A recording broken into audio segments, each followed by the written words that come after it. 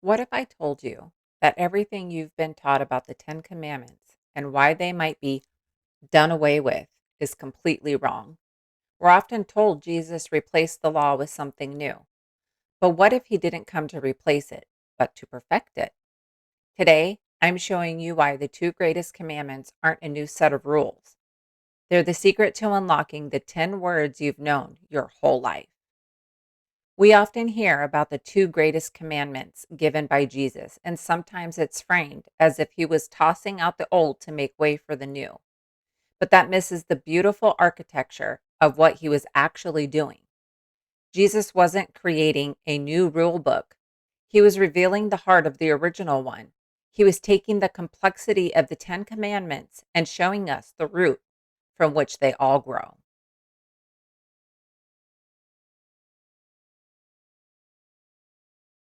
When asked what the greatest commandment was, Jesus didn't pick one of the original 10. Instead, he summarized the entire Torah into two movements of love. Love the Lord your God with all of your heart, soul, and mind, and love your neighbor as yourself. Jesus once said that all the law and prophets hang on these two commandments: love God and love your neighbor. It's a beautiful metaphor that the entire structure of Father's instructions is supported by these two pillars. However, there is a profound hidden truth in his choice of words. Consider the moment of the crucifixion. Jesus, the perfecter of these instructions, was himself hung on a cross. And why was he there? He was there because he was fulfilling the very law he gave us. He hung there out of perfect love for Father. He surrendered his own will, saying, "Not my will, but yours be done," perfectly fulfilling the first commandment. He hung there out of perfect love for us. He gave us his life for his neighbor, for you, and for me, taking the weight of our failures upon himself. He didn't just teach us how to hang our lives on these two pillars, he demonstrated it with his own body. He became the ultimate example of what it looks like to fulfill the Father's instructions to the very end. When we struggle to keep the Sabbath or we find it hard to love a difficult neighbor, we aren't meant to struggle alone. We look to the one who hung on the cross for us. He didn't come to set us free from the instructions. He came to show us the power of living by them. When we hang our lives on the same two pillars, loving the Father and loving your neighbor, we aren't just following rules. We are walking in the footsteps of the one who fulfilled every word so that we could finally know what it means to be whole.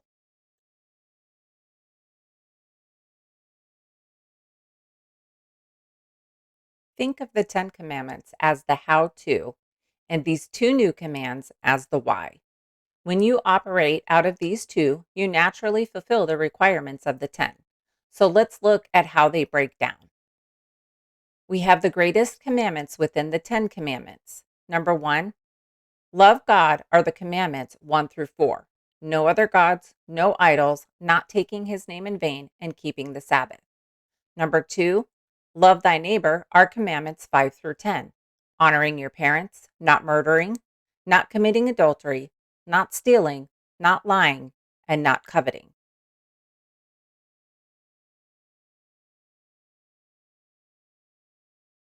Commandments can sound like a legal list of demands. Words, which is the correct translation, implies a dialogue, the very spoken utterances of a creator to his people. It frames the law not as a set of chains, but as the intimate language of a relationship. The word Torah is loving instructions from the Father. We will touch back on this translation in a moment. We often call them the Ten Commandments, but in their original Hebrew, they are known as the 10 words or Aseret HaDibrot. Using the correct verbiage of 10 words shows a conversation with Father, not a legal demand. 10 words are a personal, spoken utterance from a Father who is giving us basic instructions before leaving Earth. Bible, Bible. They show us how to live and flourish in His creation. When we look at them as the 10 words, we can realize they were never meant to be a heavy burden. They are the essential vocabulary for a life well lived. The first four words define our relationship with Father: our worship, our reverence, and our Sabbath rest. The final six words define our relationship with our neighbor: how we treat them, how we speak to them, and how we respect their life and property. When you love Father with everything you have, it becomes impossible to prioritize other idols, treat his name with disrespect, or ignore your connection to him. When you truly love your neighbor as yourself, you naturally stop stealing from them, lying to them, hurting them, or harboring envy towards them. You don't need a rule book to tell you not to harm someone that you deeply value. The takeaway here is that Jesus moved the law from an external compliance to an internal conviction. If you spend your life trying to memorize and check off a list of 10 distinct rules, it can feel like a burden. But if you focus on the two, it cultivates a heart that Father loves and treats others with the same care you give yourself. You find that you aren't just obeying the law, you are living it out naturally. You aren't breaking the old, you are fulfilling it. By keeping the heart of the message, you are keeping the entirety of the mandate.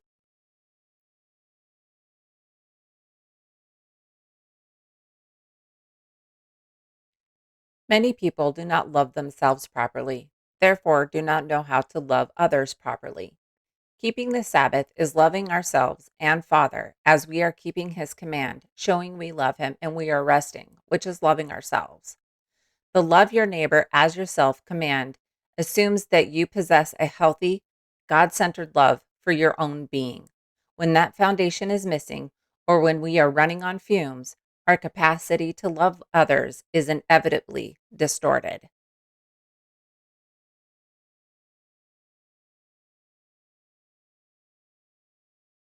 We often view the two greatest commandments as a replacement for the 10, but Jesus wasn't discarding the old.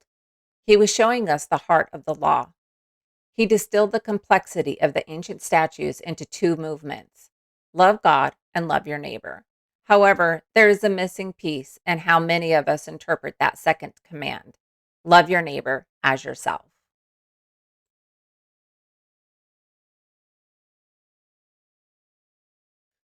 Many people struggle with this because they don't know how to love themselves properly. If you view yourself with disdain, or if you are constantly burning out, your capacity to love others is naturally limited.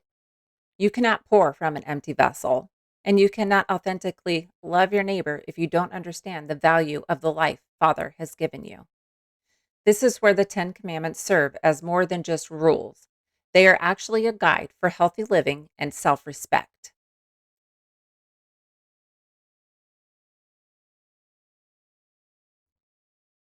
Let's consider the Sabbath.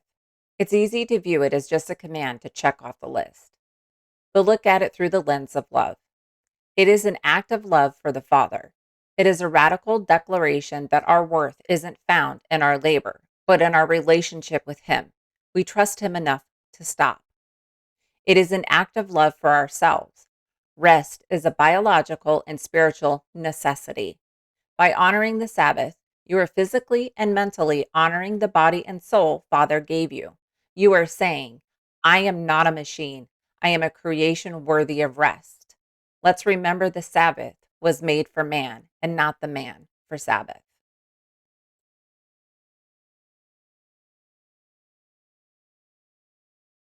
When we look at the commandments this way, they are not burdens, they are protections. Keeping the Sabbath equals honoring God's rhythm and respecting our own need for restoration. Not stealing and lying equals loving our neighbors by respecting their dignity and truth. Honoring our parents equals establishing a foundation of honor that preserves our own roots. Jesus gave us these two commands to simplify our lives, not to complicate them. When you love Father, you naturally want to honor the rhythms He set for you, like keeping the Sabbath. When you honor those rhythms, you become a healthier person. And when you are a healthy person who understands your own worth in Father's eyes, loving your neighbor becomes an overflow rather than a chore. By keeping the heart of the message, you aren't just following rules. You are living in a way that respects Father, respects your neighbor, and honors the life you were created to lead. I try to understand often why people do not want to keep the commandments when they are simple. The commandments are essentially a blueprint for a healthier, more peaceful, and more loving life. So, why do they often feel like a hurdle to so many? When we look at the commandments as a framework for a well being rather than just a list of prohibitions, the resistance usually stems from a few core human tendencies.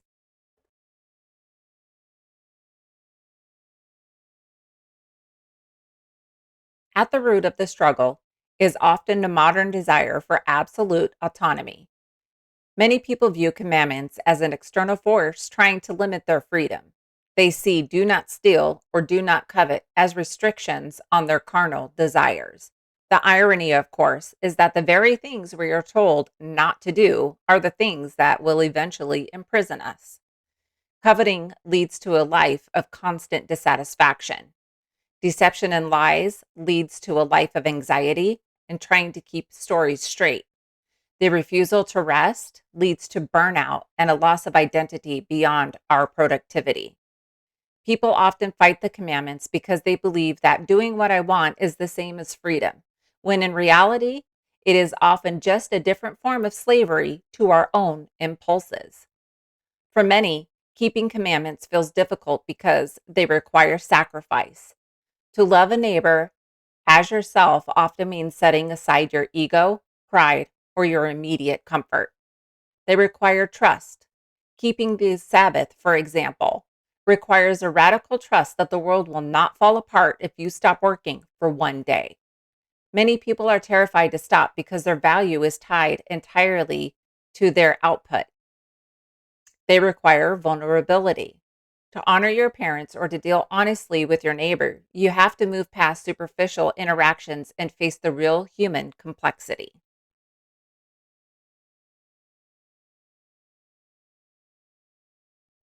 Often people don't want to keep the commandments because they were presented as a legalistic checklist rather than a relational guide.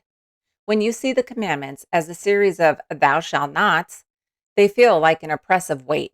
But when you see them as the way that the creator of an engine tells us how to run a machine, they change from rules to instructions for flourishing. People are often resistant because they are looking for freedom from the law when they are actually and really searching for the freedom that the law provides.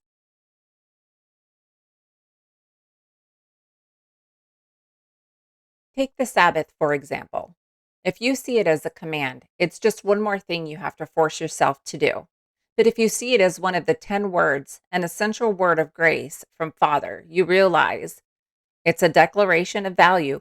By resting, you are speaking a word of love over your own soul, confirming that you are more than your productivity.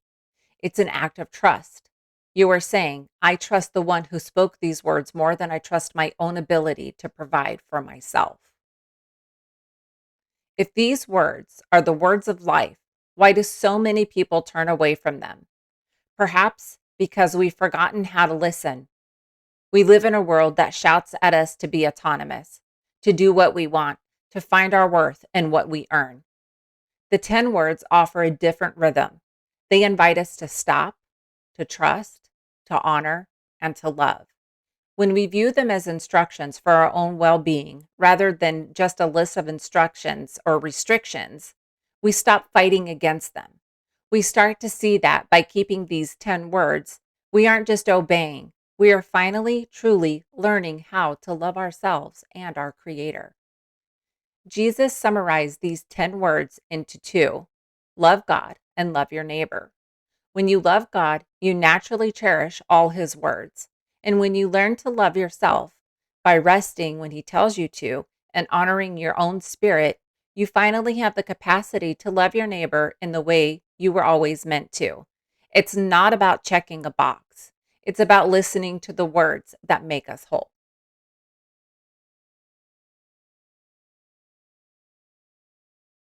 The word Torah comes from the root Yerah, which is best understood as to point the way, to instruct, or even to guide like an arrow.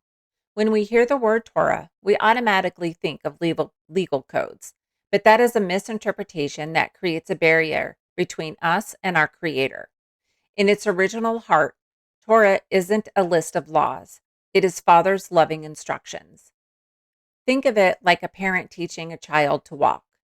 A parent doesn't just set out laws for walking to punish the child, they provide instructions to keep the child from falling. The 10 words of life, are Father's way of keeping us upright and flourishing in a world that would otherwise cause us to stumble. Using the proper translation of instruction changes everything. When we view the 10 words as loving instructions, the struggle to keep them evaporates. Instruction is for your benefit. You don't resent a map that shows you the safe path through a dangerous forest. Instruction is also relational. It assumes a father who cares about the outcome of your life. Instruction provides freedom. True freedom isn't the ability to do anything. It's the ability to reach your potential without being destroyed by the wrong choices. When Jesus spoke of the two greatest commands, he wasn't introducing new instructions. He was teaching us how to read the Torah, the loving instructions given by Father. He was saying, if you want to understand the Father's instructions, look at the summary: love. The first 4 words are instructions on how to love Father and to keep your connection to the source of life healthy, including keeping the Sabbath, which is Father's instructions for your own restoration. The last 6 words are instructions on how to love your neighbor, ensuring that your community is safe, honest, and filled with integrity. When we stop seeing the law and start seeing Father's living instructions, we stop looking for loopholes and start looking for life. We realize that keeping the Sabbath isn't a rule, it's a loving instruction for our own sanity and rest. We realize that not stealing or lying isn't a restriction, it's a loving instruction on how to build a life of peace and deep trust with those around us. By keeping these 2 great commands, we are literally living out the entirety of Father's instructions. We aren't being good citizens of a legal system. We are being children who have finally learned how to walk in the way our Father directed.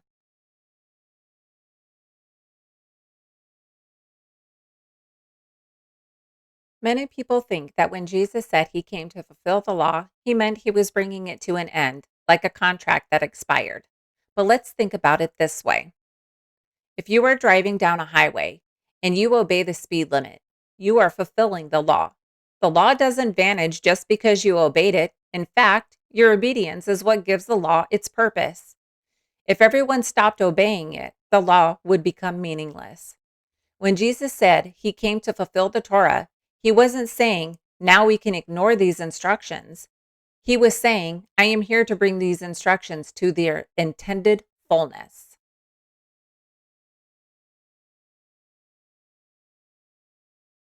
We often translate Torah as the law, which sounds cold and judicial. But again, in its truest sense, Torah means living instructions from the Father. Let's go back to the analogy of a parent teaching a child to navigate life. Those aren't laws designed to trap the child. They are instructions designed to protect the child so they can flourish. When we view the 10 words, those fundamental instructions, as coming from a loving Father, we stop seeing them as a burden and start seeing them as the map for a life of peace.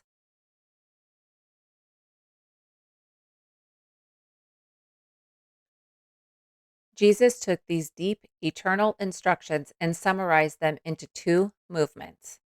Love the Lord your God with all your heart, soul, and mind, and love your neighbor as yourself. When you love Father, you naturally want to keep the words that protect your relationship with Him, like keeping the Sabbath. You recognize that Sabbath isn't just a rule, it's Father's loving instructions for your own rest and self care. It is an act of love for yourself, acknowledging that you are a human being and not a machine. When you love your neighbor as yourself, you naturally keep the words regarding how we treat one another: not stealing, not lying, not coveting. You don't need a list of rules to tell you not to hurt someone that you truly love.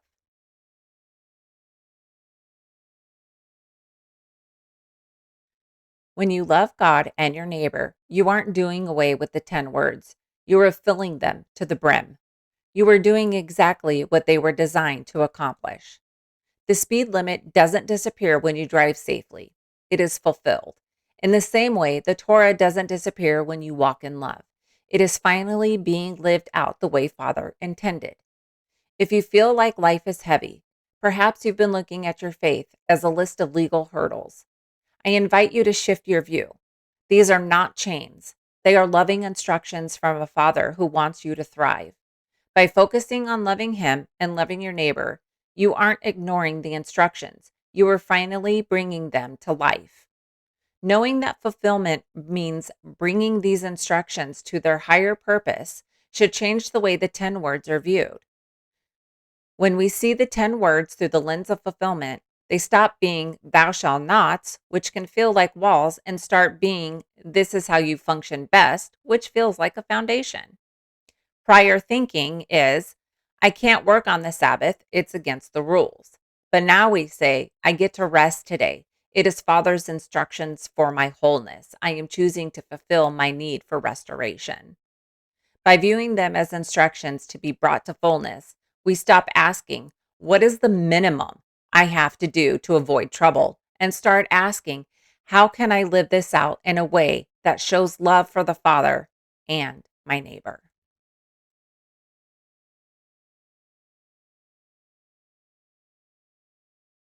The word viewed as a legal constraint versus a path to fullness. Sabbath is not a restriction on our time, but a loving instruction to protect our soul and body from burnout.